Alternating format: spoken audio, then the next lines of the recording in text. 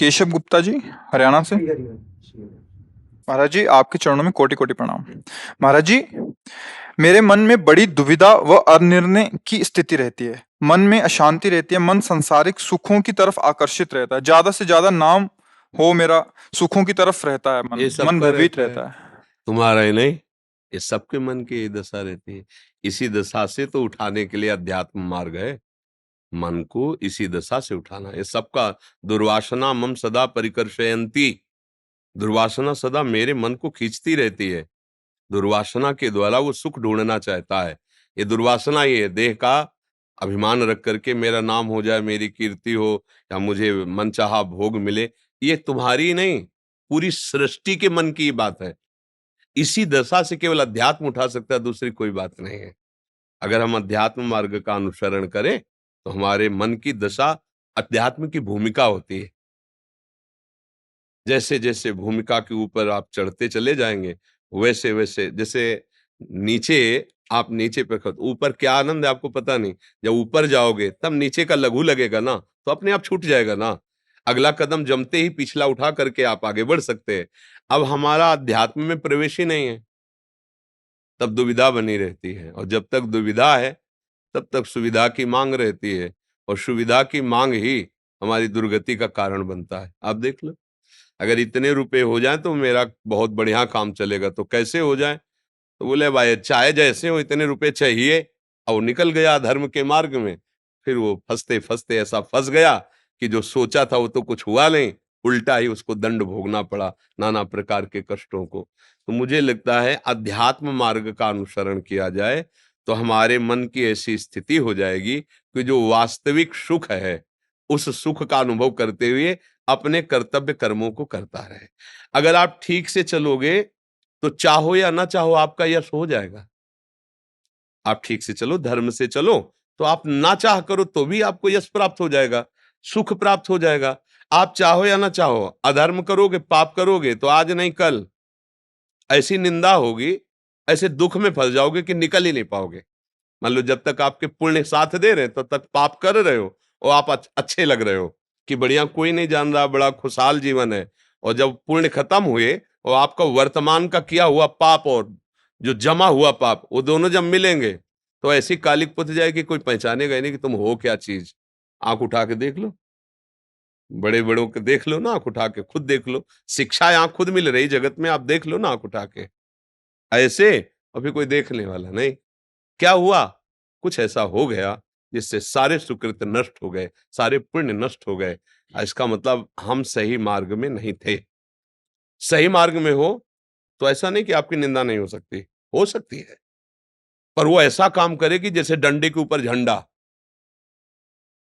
निंदा काम क्या करेगी? डंडा वाला। झंडा ऐसे हाथ में ले लो छोटा सा, वो डंडा ना हो तो इतना ही प्रकाश है।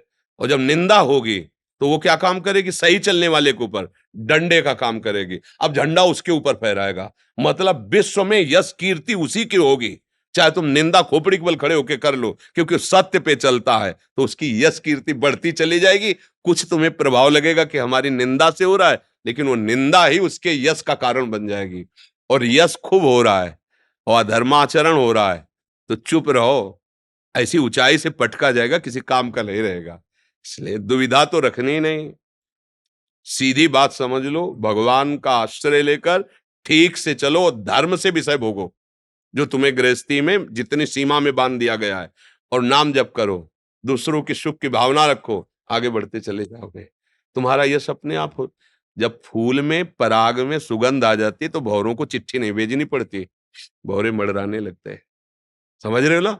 ऐसे ही जब आप में वो भागवती तेज और सद्गुण आ जाएगा ना, तो अपने आप यश होने लगेगा। कहीं पोस्टर छपवाने की जरूरत नहीं पड़ती, सबके हृदय में पोस्टर छप जाता सच्चाई का। और ऐसे चाहे जितने पोस्टर छपा, उससे थोड़ी बात बनती है। तो यश कीर्ति की चाह क्यों करते हो? भगवान का यश गाओ, सत्य मार्ग में चलो, तो त्रिभुवन में यश हो जाएगा। यहाँ की क्या बात, ब्रह्मा भी नमस्कार करेंगे। सत्य मार्ग का अनुसरण करने के लिए मानव देह मिली है, केवल पशुवत भोग भोगने के लिए नहीं। निद्रा, भय, आहार, मैथुन, ये सब सृष्टि के जीव भोग रहे। अगर इतना ही सीमित है केवल, तो आप में और पशु में अंतर क्या रह गया? आप विवेक के द्वारा देवताओं से भी ऊपर उठ सकते हो। देवता तो केवल देवलोक में है, आप भगवान का स्वरूप धारण करके भगवान के धाम में जा सकते हो, आप जगत पूजनी बन सकते हो, आप जगत का मंगल करने वाले बन सकते हो, पर उसके लिए आपको प्रयत्न करना पड़ेगा, धर्म पे चलना पड़ेगा, शास्त्र संयम में रहना पड़ेगा। और ये मन इतना दुष्ट है, बाहर से डंडा मारो सह जाएंगे, लेकिन मन की मार सहना बड़े बड़ों के लिए, बड़े बड़ों के लिए।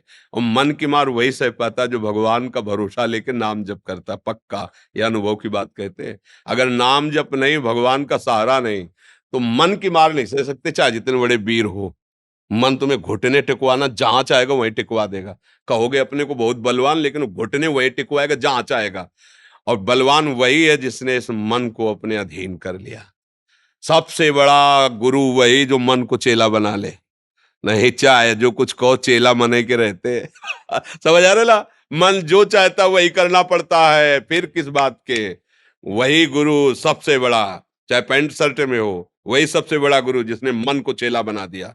जहां चाहो वहां लगाओ, जहां चाहो हटा लो, तो आप समझ में आया कि तुम वीर आदमी हो। अभी क्या है, जहां चाहता वहां गिरा देता, हम रोते रहते हैं कि सुना था नहीं करना चाहिए, पर पता नहीं क्या हो जाता, मैं कर देता हूं, क्योंकि तुमको गुलाम बना के रखा है। मन की गुलामी से कोई मुक्त करवा सकता है तो भगवान और उनका नाम। समझ रहे? कृष्णा जी लुधियाना पंजाब से। श्री हरिवंश बाबा, आपके चरणों में दंडवत प्रणाम। बाबा, बुरी संगत या बुरे बच्चों से कैसे बचा जाए? उनसे हम दोस्ती न करें, लड़ाई भी न करें, उनसे दोस्ती न करें। उसे शब्द कहते हैं उदासीन। जो अवगुण, निंदनीय आचरण करने वाले जन हैं, उनसे हमें द्वेष भी नहीं करना और मित्रता भी नहीं करनी। तो उदासीन अति रही गोसाई। उदासीन का मतलब हमारा उनसे कोई मतलब नहीं है।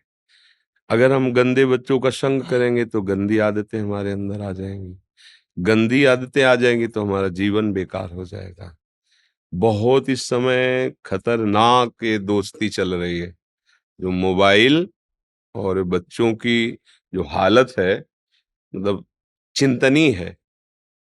जैसे छोटे से पौधे में दीपक लग जाए तो उस किसान की हालत क्या होगी, पूरी खेती बर्बाद हो जाएगी।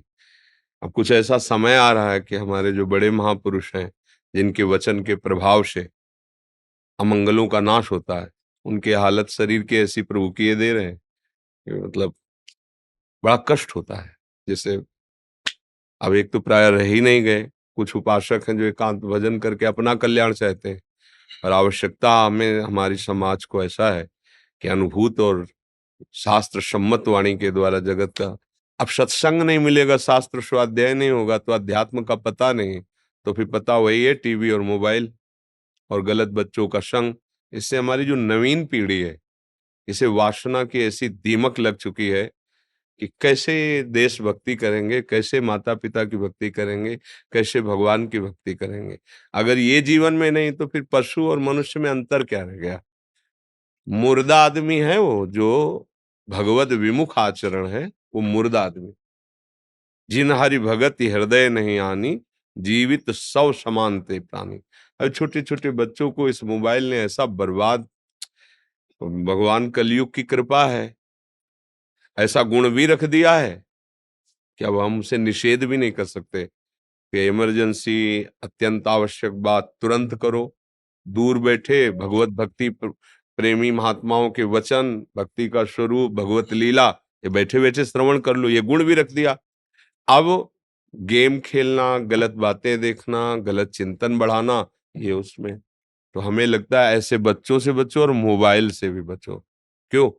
अगर मोबाइल में गेम देखा जाए, गंदी बातें देखी जाए, अब छोटे छोटे बच्चे, अब जो ऐसी बातें देखेंगे जो संसारिकता बढ़ाने वाली, तो वही चिंतन में आएगा, वही धारा बन जाएगी। इसीलिए हमारे पूर्व में चाहे राजकुमार हो और चाहे गरीब का बालक हो, दोनों को संतों के पास रखा जाता था, गुरुकुलों में, क्योंकि वहां शास्त्रीय शिक्षा, भागवती शिक्षा, बाल्यापन एकदम ब्रह्मचर्य और धर्मयुक्त, तो गृहस्थी में जाकर वही परम पावन गृहस्थ बनते थे, वही साधु सेवी, भगवत सेवी महात्मा उनके गर्भ से प्रकट होते थे। तो इसलिए हमें लगता है कि लड़ाई झगड़ा न करके ऐसे बच्चों से दोस्ती ही न करे, और दूर रहे तो बचा जा सकता है। और राधा राधा खूब नाम जप करे। नाम जप करते हो? क्या जपते हो? हाँ, बस राधा राधा जपोगे कोई बाधा परेशान नहीं कर पाएगी। जी। प्रतिभा जी दिल्ली से। राधा वल्लभ श्री हरिवंश। गुरुदेव भगवान, आपके सत्संग से ये तो ज्ञात हो गया कि श्री जी के भजन करने में ग्रस्त या विरक्त होना कोई बाधा नहीं है। हम कहीं पर भी रहकर भजन कर सकते हैं, बस हमारा मन श्री जी से जुड़ा होना चाहिए। परंतु गुरुदेव, जब हम ग्रस्त ग्रस्त के कार्य करते हैं, श्री जी की सेवा या भजन में मन को एकाग्रचित रखते हैं, तभी कोई अतिथि या परिवार का जन आकर विक्षेप पहुंचा देता है या उठकर दरवाजा खोलना पड़ता है, उस समय ग्रस्त होना बहुत बुरा लगता है। नहीं, नहीं, ये भी मन की चाल है, नहीं।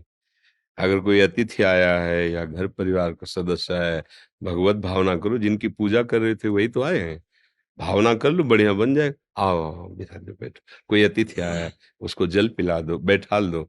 अगर बहुत अधूरी सेवा, तो उससे अनुमति ले लो कि आप 5 मिनट हमें समय दीजिए, मैं अपनी श्री जी की सेवा कर लूँ, फिर आपसे बात कर सकता हूँ। तो अगर थोड़ी भी सद्भावना, तो तुरंत वो कहेंगे, नहीं, नहीं, आप श्री जी की सेवा कर लिए।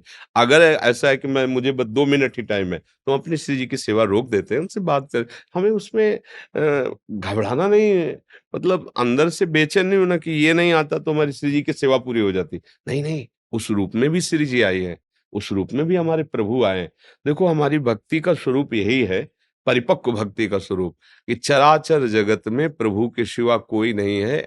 अंतिम बात ये अनुभव में आ जाए, जड़ चेतन जग जीव जत, सकल राम मैं जान, बंदों सबके पद कमल सदा जोर। सच्ची मानो ये केवल माया का नाटक है कि हम तुम स्त्री पुरुष राग द्वेष नहीं, ये केवल भगवान ही लीला कर रहे हैं।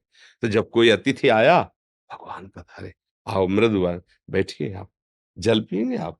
नहीं, तो आप 5 मिनट बैठ जाइए, हम अपनी श्री जी की सेवा कर लें, अगर आपकी अनुमति हो, फिर हम आपसे बैठकर बात करें। बढ़िया मृदु व्यवहार, क्योंकि प्रभु न जाने किस रूप में कब कैसे आ रहे हैं। अच्छा, घर का कोई जन है, अब यहाँ ध्यान देना, मान लो पति है, पुत्र है, उसको स्कूल जाना है, उसको ऑफिस जाना है, तो हमें जरूरी सेवा ये नहीं कि हम श्री जी की सेवा करें, हमें जरूरी है पहले वो सेवा करना। उनके लिए टिफिन बना दिया, उनके लिए वो, आप उनके लिए तैयारी कर दी, आप जाओ। अब हमारे पास समय, तो हम उस समय को सार्थक करें श्री जी की सेवा में।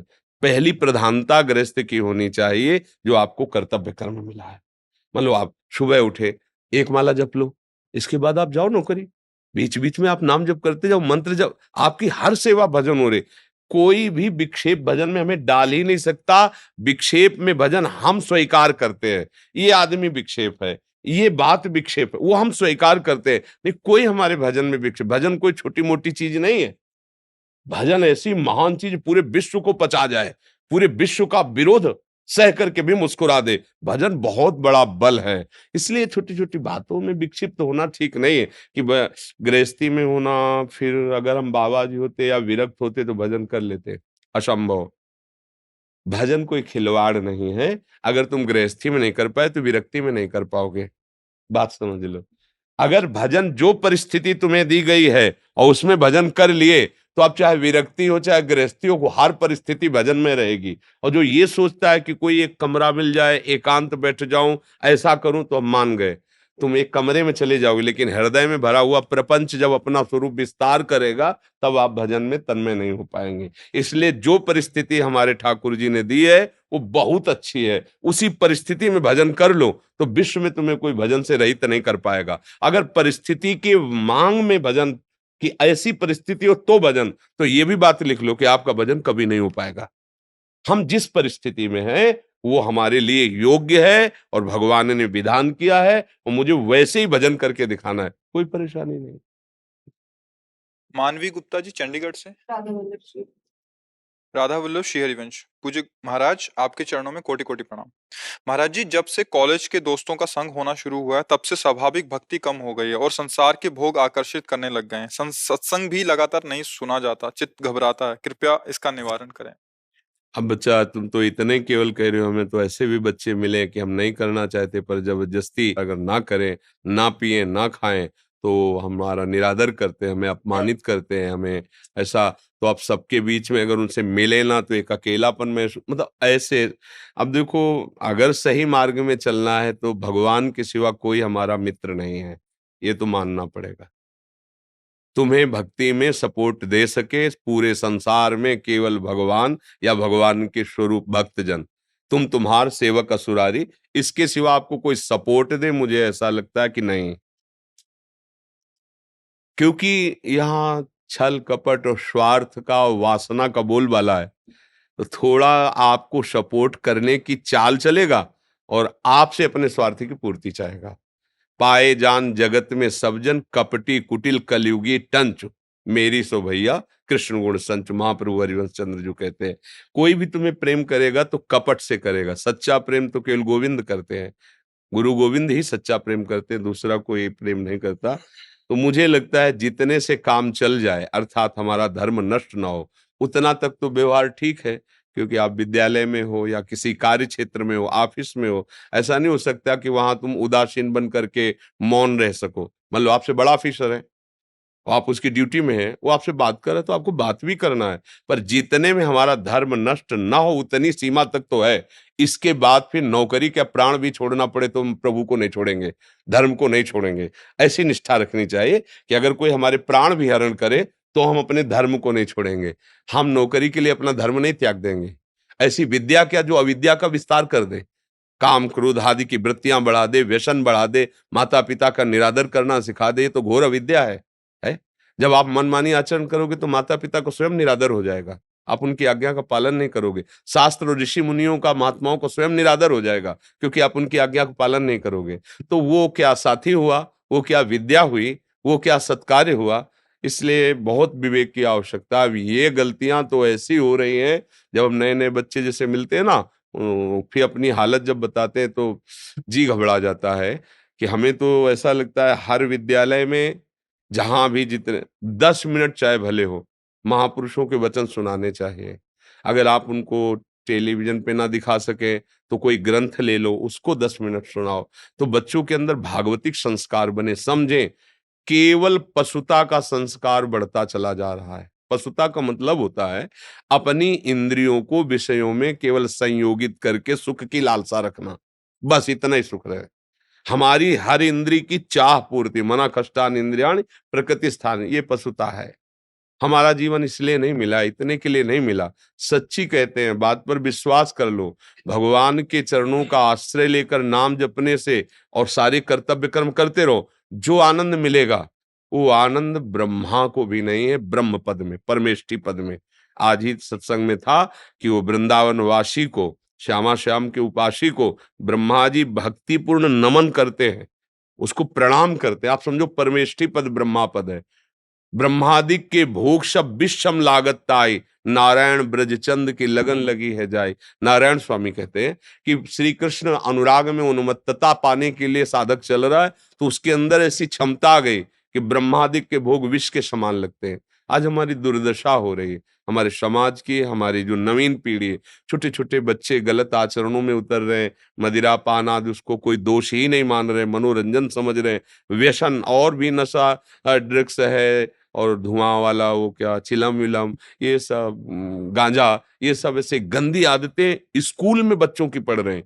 अब बोलो क्या इनकी जिंदगी होगी। मुझे लगता है नवीन बच्चों को बहुत सावधानी से शिक्षा देनी चाहिए, जिससे वो अपने जीवन को संभाल सके। व्यसनी हो गया तो क्या, व्यभिचारी हो गया तो क्या जीवन रहेगा। अभी तो बच्चा है वो, अभी से हालत उसकी खराब हो गई। इसलिए आप सब बच्चों से, भाई बहनों से प्रार्थना है, अपने आप को बचाओ और दूसरों का ऐसा संग करो जो तुम्हारे सतमार्ग में लाभदायक हो। अन्यथा फिर भगवान के सिवा कोई सहारा नहीं। उन्हीं का आश्रय लो और पढ़ाई पढ़ो और एकांतवास करो अपने माता पिता की संरक्षण में, जहां सुरक्षित। आज का समय नहीं रह गया।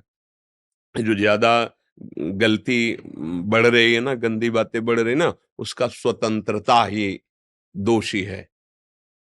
हम समझ रहे हैं कि हम माता पिता गुरुजनों की आज्ञा का उल्लंघन करके मनमानी स्वतंत्रता में आनंद ले लेंगे। नहीं, ये गुलामी है, मन की गुलामी है, इंद्रियों की गुलामी। जो गुरुजनों की आज्ञा में परतंत्र रहता है, उस माया से वो स्वतंत्र हो जाता है। अभय होए जो तुम्हें डराए। जो गुरुजनों से डरता है, उनकी आज्ञा उल्लंघन नहीं करता, माया उससे डरती है। और जो गुरुजन और शास्त्र का अपमान कर देता है, अवहेलना कर देता है, माया बलात् उसको गुलाम बना लेती है। छोटे छोटे विषय, छोटी छोटी इंद्रियों के भोग में वो आसक्त होकर के दुर्गति को प्राप्त होता है।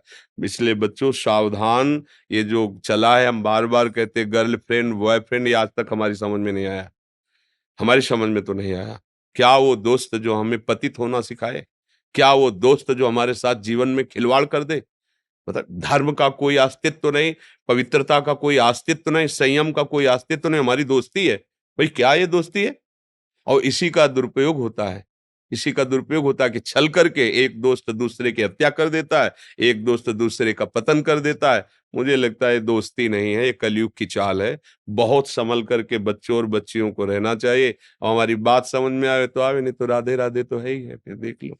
Gyanendra Nath Pandey ji, Radhe Radhe. Assistant excise commissioner है महाराज जी आप। महाराज जी सादर चरण स्पर्श। महाराज जी प्राय किसी कार्य के होने या ना होने पर यह कह दिया जाता है कि प्रभु की यही इच्छा है। ये प्रभु की इच्छा हमें बाद में ही क्यों पता चलती है महाराज जी? किसका प्रश्न है? वो हम अपने मन को बहलाने के लिए कह देते हैं कि प्रभु की ऐसी इच्छा है। वो क्या, दो बातें जांच करनी चाहिए कि कार्य की संपूर्ण कुशलता पूर्वक प्रणाली के अनुसार हमारी वृत्ति चली है कि नहीं। जैसे आप कार्य में, जिस कार्य में लगे हो, उस प्रणाली के अनुसार, उसकी एक पद्धति है, आप उस पद्धति के अनुसार कार्य कर रहे हैं कि नहीं। उसमें कोई प्रमाद तो नहीं है, उसमें कोई त्रुटि नहीं है। अब फल पर हम पहुंचे जाके और फल हमें नहीं मिला, अब उसको देखना है कि पूर्व का जो हमारा किया हुआ प्रारब्ध कर्म है, जो हमको सुख का फल मिलता, उसे नहीं लेने दिया, ये पूर्व का पाप है। अब उसको हम संतोष करने के लिए बोल देते हैं भगवान की इच्छा। बकाया भगवान की इच्छा में अगर हम राजी हो गए तो बहुत बड़े महात्मा बन जाएंगे। वो भगवान की इच्छा, असफलता जो है वो हमारा कर्म है, भगवान की इच्छा नहीं है। भगवान की इच्छा होती है क्या? भगवान की इच्छा ही नहीं होती, नहीं होती। इच्छा तो मन में जागृत होती है, और भगवान अमना है, सच्चिदानंद में है। भक्त का मन ही भगवान का मन बनता है जाकर के। भक्त ने भगवान को सोचा जिस रूप में, वैसे ही भगवान प्रकट हो गए। भक्त जैसी चाह करता है वैसे ही भगवान लीला करने लगते हैं। मतलब भगवान अचाह है, भक्ति की चाह ही बनती है। यहाँ जो कार्य की सफलता और असफलता पर हम कह देते हैं भगवान की ऐसी इच्छा, वो अपने संतोष के लिए कह देते हैं। बकाया उसमें या तो हमारी असावधानी हुई और या हमारा पूर्व का पाप कर्म रहा। जैसे हमने कई बार सुनाया, विद्यारण्य नाम के बहुत बड़े महात्मा हुए हैं। तो जब बाल्यावस्था में थे, ब्राह्मण कुल में जन्म हुआ था, गरीबी बहुत थी, माता पिता को धन की वृत्ति के द्वारा ही सेवा की जा सकती, खान पान वस्त्र आदि। अब उनको एक उपाय सुझाई दिया कि अगर गायत्री का अनुष्ठान करें तो माँ भगवती गायत्री सब कुछ देने में समर्थ है, और वो हमें धन देंगी और हमारे माता पिता का भरण पोषण होगा।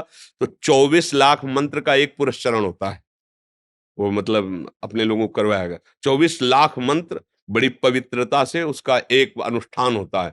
ऐसे उन्होंने एक पुरस्चरण किया, कुछ नहीं हाथ लगा। 23 पुरस्चरण किए, 24 लाख 24 लाख 24 लाख 24 लाख 23 पुरस्चरण। तब उनकी जवानी हो गई, माता पिता अंतर्धान हो गए। तब उन्होंने संन्यास लिया। जे ही संन्यास लिया तो आद्याशक्ति भगवती गायत्री जी प्रकट हो गई, और उनका अब तुम देवराजेंद्र का पद भी मांगो तो तुम्हें दे सकती है। तो उनका माप तो सन्यासी हो गया हो, आप अभी तक क्यों नहीं आए? तो उनका 24 तुम्हारे ऐसे महाअपराध थे पूर्व जन्मों के कि तुम्हारे भाग्य में कोई भी सांसारिक सुख।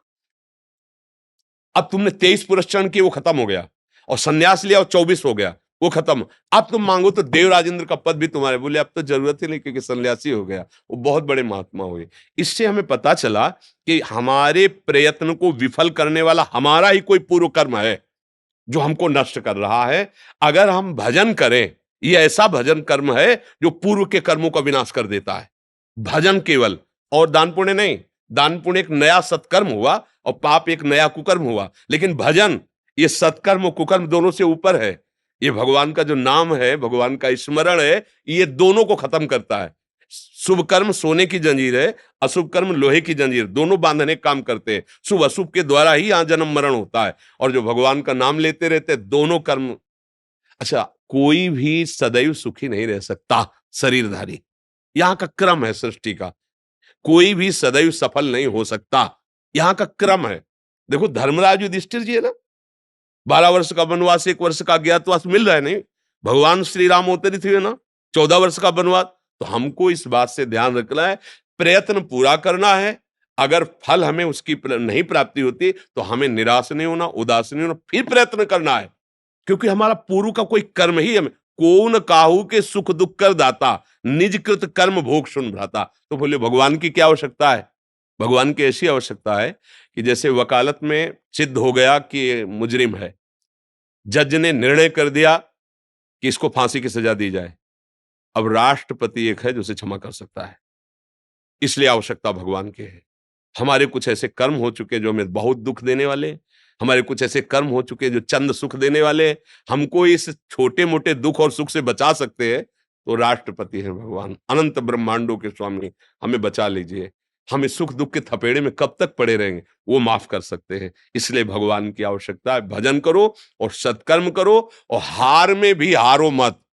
एक बार हारे हो, दो बार हारे हो, तीन बार हारे हो, हमारा अविनाशी स्वरूप हम जीवन भर प्रयास करेंगे और एक दिन सफल हो जाएंगे। कितना हमें परास्त कोई करेगा, समझ रहे हैं आप? और भगवान की इच्छा मानकर हम संतोष कर लेते, वह क्या भगवान की उसमें इच्छा नहीं होती, या तो हमारी कोई त्रुटि होती है या हमारा पूर्व का कोई पाप होता है जो हमें निर्णय ठीक नहीं मिलने दिया। ये हाँ जी, कुछ भक्तों ने आपके श्रीमुख से नाम चाहा है हाँ, महाराज। राधा राधा राधा वल्लभ श्री हरिवंश, और जो गुरु जी ने दिया है, खूब श्रद्धा पूर्वक नाम जप करो। नाम बहुत बड़ा अमृत है, बहुत बड़ा बल है। पर शराब पीना, मांस खाना, पराई स्त्री से या पराये पुरुष से व्यभिचार करना, ये सब गंदी आदतें रहेंगी तो केवल आप सुनोगे, सुना दोगे, आचरण नहीं पवित्र होंगे, आपका काम बनेगा नहीं। जिस कार्य के लिए मनुष्य जीवन मिला है वो कार्य नहीं बनेगा, पक्का समझ लीजिए। शुभ गति व्यभिचारी की नहीं होती, व्यसनी और दूसरों के मांस खाने वाली की बुद्धि में ऐसा निर्णय नहीं होता कि दूसरों का मंगल सोच सके। एक वो भी जीव है, जैसे हम अपने शरीर को प्यार करते हैं ऐसे हर जीव प्यार करता है। हम दूसरे को मांस खाएं और मदिरा पिएं, व्यभिचार करें और सोचे अब हमें कोई आशीर्वाद दे दे कि हम सदैव इंद्र की तरह सुखी बने रहें, बिल्कुल बेकार की बात है। चाहे आप भाग के देख लो, दौड़ के देख लो, कर्म तुम्हारा बख्शने वाला नहीं। चाहे जिस तीर्थ में चले जाओ, चाहे जिससे आशीर्वाद ले आओ, कर्म तुम्हारी धज्जियां उड़ा देगा। वो कर्म एक बहुत सुव्यवस्थित विराजमान हो जाता है। जैसे हम बोले ना राधा, अब ये विराजमान हो गया। जैसे अमेरिका में अभी बात हो रही है, तो आप मिलाओ, जैसे स्टेशन पे ले नहीं, लखनऊ, तो गाना बज रहा है लखनऊ में, सुनाई तुम्हारे गांव में दे रहा है।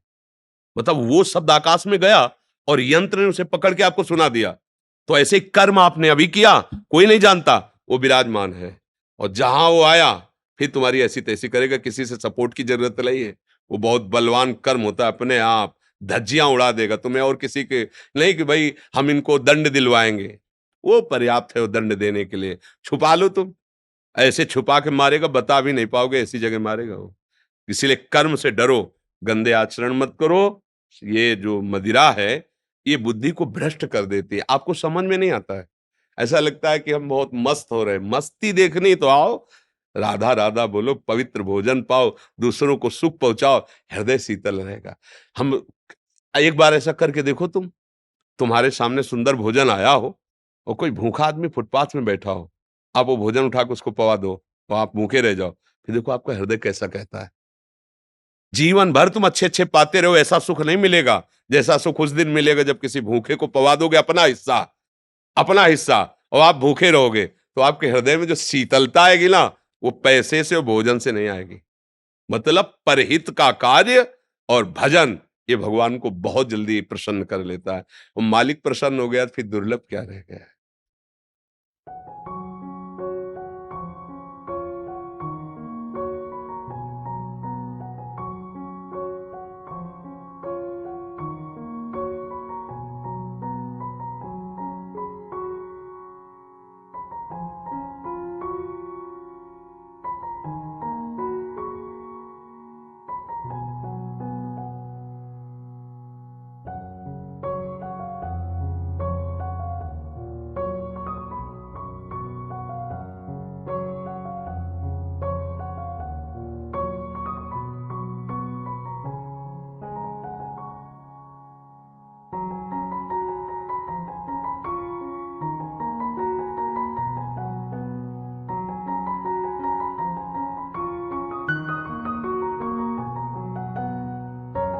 महाराज जी, समर्थ गुरु रामदास जी महाराज जी जो थे ना महाराष्ट्र में, वो आपकी पीढ़ी में उन्होंने श्री राम जी का विग्रह और पूरा परिवार दिया था। उन्हीं की सेवा में आप भी अभी हैं पीढ़ी में, तो वहाँ की प्रसादी आपके लिए लेके आए हैं।